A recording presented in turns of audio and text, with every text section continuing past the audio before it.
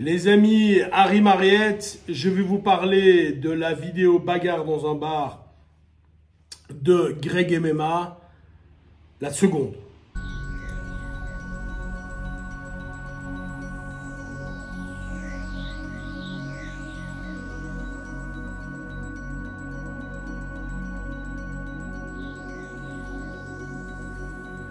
Si vous n'avez pas vu cette vidéo, coupez la mienne et regardez la sienne parce que les enseignements sont fondamentaux, je trouve. Tout d'abord, la première chose dont je voudrais parler, c'est qui était là?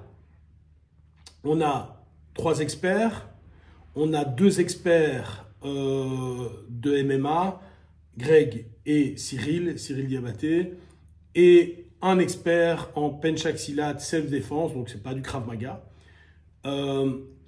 qui est Brice Postal. Dès maintenant, je vais vous dire clairement ce que je pense. Je ne pense pas que dans la situation que j'ai vue, quelqu'un d'autre aurait fait beaucoup mieux que ces 3-là. Je ne le pense pas. Premier point.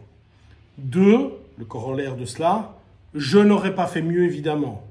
Je n'aurais évidemment pas fait, mais certainement pas maintenant. Donc, j'aurais pas fait mieux. Néanmoins, je pense que je peux apporter un éclairage qui peut être entendu. Et la première chose, c'est qui était là. Le qui était là, c'est, on a parlé des 3 experts, mais c'est surtout les agresseurs qui m'intéressent. Dans les agresseurs, on avait 2 familles. Une famille qui vient du club de Greg, une famille qui vient du club de Brice Postal. Donc, une famille qui vient du MMA, une famille qui vient de la self-défense. Premier constat que je fais, c'est que je ne vois pas chez ces gens, donc chez les pratiquants qui ont attaqué, je ne vois pas de différence notable. C'est-à-dire que moi, j'ai trouvé qu'ils étaient très compétents, ils ont fait voire trop, mais je vais en parler plus tard, ils ont fait trop bien, je trouve, ils ont trop bien attaqué d'ailleurs, puisqu'ils ont mis tout le monde en difficulté. Mais clairement, en regardant cette vidéo, je vous mets au défi de me dire, tiens, lui fait du MMA ou lui fait de la self-défense, ou le MMA c'est mieux ou la self-défense c'est mieux. On ne le voit pas. On ne voit pas la différence. Ça, c'est la première chose. Également, au niveau des experts, je ne peux pas dire que tel ou tel s'en est mieux sorti. Il y a des situations qui font que, voilà, il y a une compétence, il y a une connaissance, mais objectivement, là encore, dans cette situation, je précise, dans cette situation, on ne voit pas de différence notable. Pourquoi? Si vous prenez quelqu'un sur un ring ou dans un espace, dans un grand espace, il peut développer toute sa créativité. Certainement, si c'est un spécialiste de MMA, il pourra jouer. Si vous le prenez dans un espace clos où il y a 2 ou 3 agresseurs, évidemment, les données, les datas changent. Et maintenant, je vais vous parler de ceci, la réalité. C'est le deuxième point que je veux aborder. La réalité, beaucoup de gens disent « Ah ben oui, tiens, le MMA, c'est la réalité, la self-défense, ça ne l'est pas, etc. » Ce type de vidéo nous montre qu'en réalité, rien n'est réel. Je m'explique. La première chose, c'est que cet exercice se rapproche très fort de la réalité, mais ne la touche pas. Pourquoi il ne la touche pas? Parce que, 1, toutes les personnes agressées savent qu'elles vont se faire agresser. 2, elles ont déjà des protections et des protections au niveau du poing, ce qui change évidemment la donne. Je vous donne l'exemple. Dans l'agression contre Greg MMA, un des agresseurs a frappé à poing nu. Et au sortir de l'agression, il dit « Oh, j'ai vu des étoiles. Qu'est-ce que tu as fait ?»« Ah, mais tu as frappé à poing nu. » Et donc, évidemment, le fait d'avoir enlevé la simple protection, les 4 inches, là, on les a enlevés, le coup a évidemment un tout autre aspect. Pour que ce soit réel, qu'est-ce qu'il faut faire? Il faut enlever le casque en plus et se mettre des vrais pains. Mais ce n'est pas possible parce que sinon, dans chaque vidéo, on a besoin de remplaçants et on appelle l'ambulance. Mais ce que je veux que vous compreniez, c'est que on peut toucher la réalité. On peut la toucher. C'est-à-dire que quand je fais un combat de MMA, j'ai des gants, je frappe à fond de caisse, etc. Mais je ne la touche pas parce que je me bats 1 contre 1 avec des règles. Quand je fais de la self-défense, je peux jouer avec 2, 3, machin, des situations de barre, etc. Mais je ne touche pas la réalité non plus parce que je ne tape pas vraiment. Donc bref, rien n'est réel. Et je vais aller plus loin, même si vous faites du COTS, donc King of the Street, même là, parce que les gens savent qu'ils vont se battre, c'est des gens qui sont entraînés, c'est des gens qui sont parfois dans un état où on peut se demander s'ils sont très clairs, etc., etc. Pour que ce soit vraiment réel, il faut une situation réelle en fait. Et dans les situations réelles, tu vois que, un peu comme Brice, lorsqu'il a perdu la première fois, enfin, en fait, dans cette situation, tu perds tout le temps, donc c'est pas du tout un reproche, mais la première fois, il s'est fait démarrer par le gars, et la deuxième fois, lui, il a démarré. Dans les deux cas, si on est main nue, tu ramasses un crochet à la mâchoire, peut-être tu restes debout, mais si tu en ramasses 2-3, tu tombes.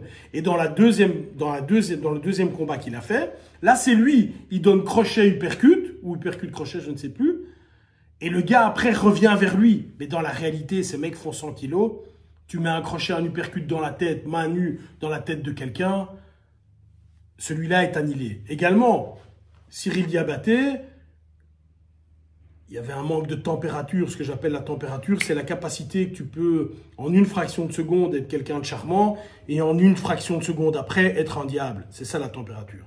Là, il était un peu nonchalant, mais peu importe. Il a dévié le bâton, il l'a pris, et quand il est au sol, l'agresseur vient et il lui donne un coup de bâton à la tête. Bah oui, il n'y a pas d'impact. Pourquoi il n'y a pas d'impact? Parce que le coup de bâton, le bâton, c'est un bâton en caoutchouc, il n'y a rien. Vous pensez bien que si c'est un affrontement réel, il prend le bâton, il a le bâton, un agresseur vient, tu ramasses un coup de bâton au niveau de la pommette, au niveau de l'œil, au niveau du menton, ça picote quand même un petit peu. Ça picote quand même un petit peu. Donc, ici, je veux vous faire comprendre ceci, parce que c'est un point qui est vraiment important pour moi, c'est de dire, ce qu'ils ont fait, tu mets Mike Tyson à leur place, il n'aurait pas fait mieux. Alors, il y aura peut-être eu un crochet en plus ou en moins, ou telle personne. Mais dans ces situations, quand tu as deux gars qui sont en face de toi, et si vous regardez mes vidéos, je le dis tout le temps, tu as un gars qui a un niveau comme ça. Tu as un autre gars qui a un niveau comme ça. Celui qui a le niveau comme ça, il a une arme. Il devient avoir un niveau comme ça, il va gagner. Il va gagner. Il va gagner. Quoi que tu fasses, il va gagner.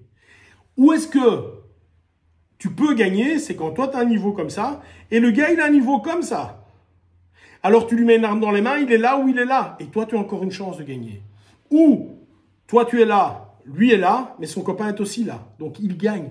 Donc, ce que je veux expliquer, c'est que dès que tu as des gens en face de toi qui sont compétents, qui sont un contre un, il est compétent et armé, c'est fichu. Un contre un compétent et lui va appeler ses copains, c'est fichu. Sauf, et c'est le troisième point, comment on peut faire mieux? Alors, dans ce type de vidéo, et c'est pour ça que je dis que personne n'aurait fait mieux qu'eux, c'est assez compliqué de faire mieux. Je vais m'expliquer. À partir du moment où tu es là, et tu ne peux pas frapper, et d'ailleurs ils l'ont expliqué dans la vidéo, frapper dans la gorge, tu ne sais pas piquer dans les yeux, tu ne sais pas aller prendre les nuts, tu ne sais pas mordre, etc., etc., c'est très compliqué de mettre ou d'avoir l'avantage. Je prends l'exemple de Brice. Il se retrouve directement au sol. Imaginons qu'il n'ait pas de casque. Et quand il est au sol, il mord la joue, ou il mord la gorge, ou il mord la poitrine de la personne. Est-ce que la personne va rester? J'étais plus jeune, je me suis fait boxer par quelqu'un. J'étais au sol, il était à la monte. Je l'ai mordu à la joue. Très très fort. Le combat s'est arrêté. Le gars a hurlé, le combat s'est arrêté net. Ce que je veux expliquer, c'est que si tu viens et que tu mets tes doigts dans les yeux et que tu mords et que tu frappes dans les parties, que tu les serres, que tu les casses, là ça peut changer. Mais dans cette configuration, c'est impossible bien sûr. Donc, ayez conscience, si vous êtes des pratiquants de self-défense, que ce qui va dans ce type de confrontation faire la différence, en réel j'entends maintenant, enfin, c'est-à-dire sans protection, c'est la possibilité au démarrage de pouvoir faire des coups. Parfois, ou enfin même pas parfois, souvent mes élèves me disent « Oui, mais tu risques de le tuer, etc. etc. » Et moi je dis, dans cette configuration-là, il faut oublier ça. Il faut y aller à fond parce que lui, il va y aller à fond. Donc, il faut faire des coups qui sont, entre guillemets, super interdits parce que sinon, tu n'as aucune chance. Première chose. Deuxième chose, à partir du moment où tu vas être saucissonné, où tu vas être pris au sol, tu n'as, certainement s'ils sont 2 ou 3, tu n'as qu'une seule chose à faire. Pincer, mordre, mettre tes doigts dans les yeux, rien d'autre. Tu vas essayer de t'en sortir comme ça. Il n'y aura pas d'autre possibilité. Il n'y aura pas d'autre possibilité. Et enfin, la dernière chose, savoir que lorsque tu te bats contre 3 ou contre 2, tu vas y laisser des plumes. Quand je dis des plumes, c'est-à-dire que tu vas ressortir, il va te manquer des dents. Ton nez sera plus droit. Si tes yeux étaient... Tu vas te faire cartonner, quoi qu'il arrive.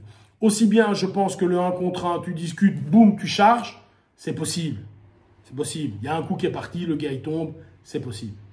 1 contre 2, 1 contre 3, dans un espace clos, c'est impossible. Et in fine, je voudrais terminer par ceci. N'oubliez pas les amis, que ce qui va faire la différence, c'est pas le niveau de connaissance des gens.